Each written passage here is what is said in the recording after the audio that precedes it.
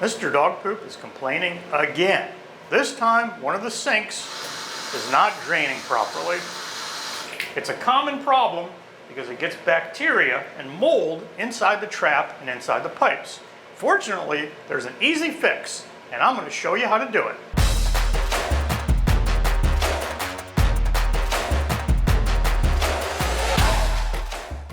As you can see, there's something clogging some of these holes.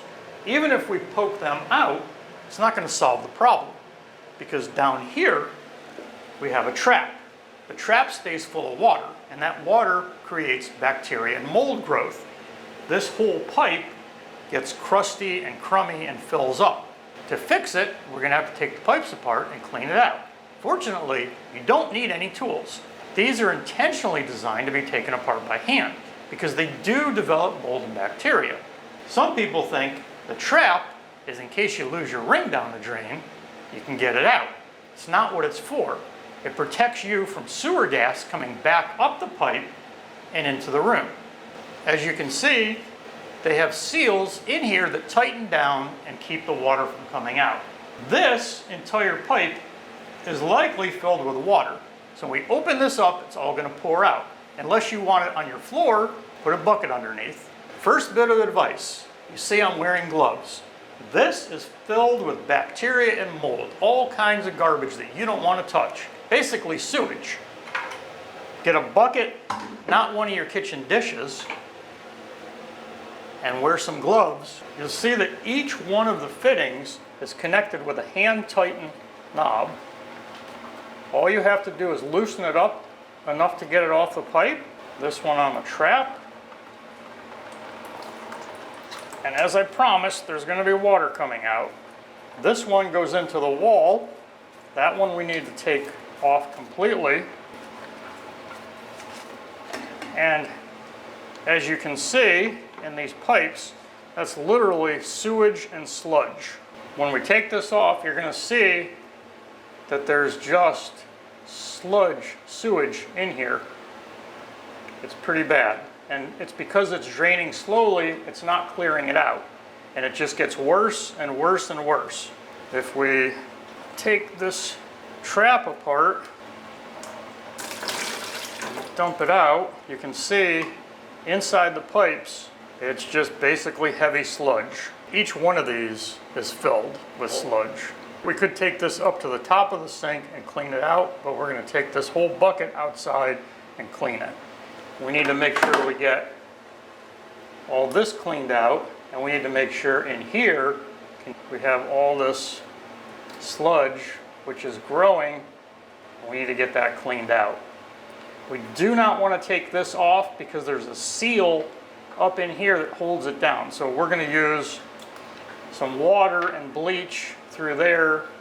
We'll get a little stick and clean it out, get that cleaned out. We can actually run the water through. The reason we don't want to take this drain out, one, it requires tools, and two, there's a rubber seal on there. If that seal is bad and we disrupt it, it may leak when we put it back together. So unless you're prepared to go get another seal for it, don't take it apart. Now you can see how much faster when we run the water, the drain is draining out. Find yourself a little stick, a paint stirrer or something to get up in here and clean the sludge out. Do not use a kitchen knife. Do not use utensils. Do not use anything that you're going to be using again. This is bad stuff. This is sewage, bacteria. There's brain-eating amoebas in here. There's pretty much everything. And if you use too short a stick, you're going to lose it. This is a little bit too short to get up to the top here and scrape it. So I'm going to get two of these and tape them together. Your cleaning tool doesn't have to be elegant. You could use a coat hanger or a piece of wire. I'm using two old tongue depressors and I'm taping them together with a piece of tape.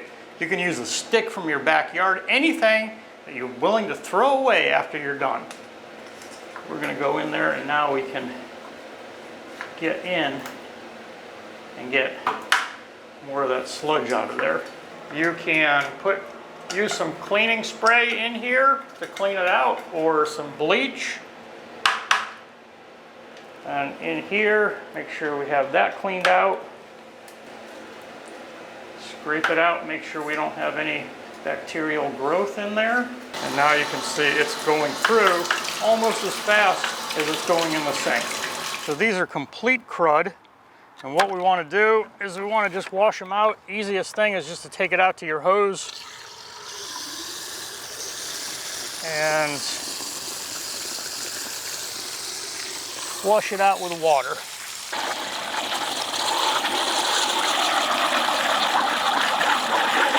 You see all that crud coming out? Still has a little bit in there. This has got crud in it. We'll just rinse all that off so that it can drain out. Take your cleaning stick, if there's something that's not coming out, clean it out.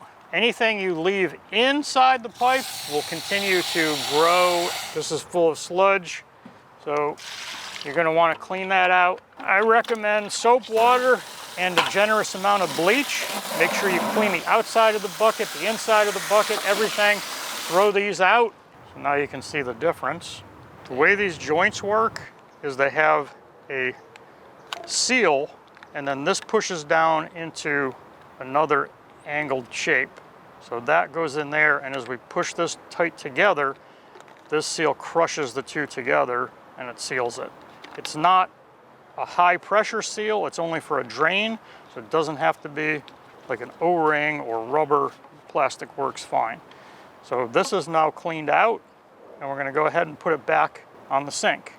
So for some extra cleanup, we're gonna use just some bathroom cleaner to clean the outside of the pipes. Paper towels, always paper towels. Put some cleaner in there to clean that out. And then we still have the issue with this drain, so you can use some cleaner in there.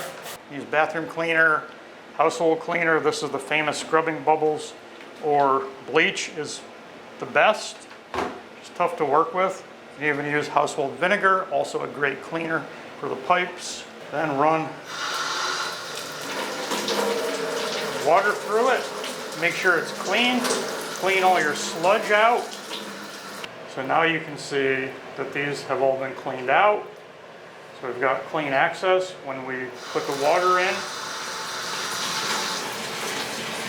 It's going out extremely fast. The last thing we want to address is the overflow, because that also gets corroded with bacteria.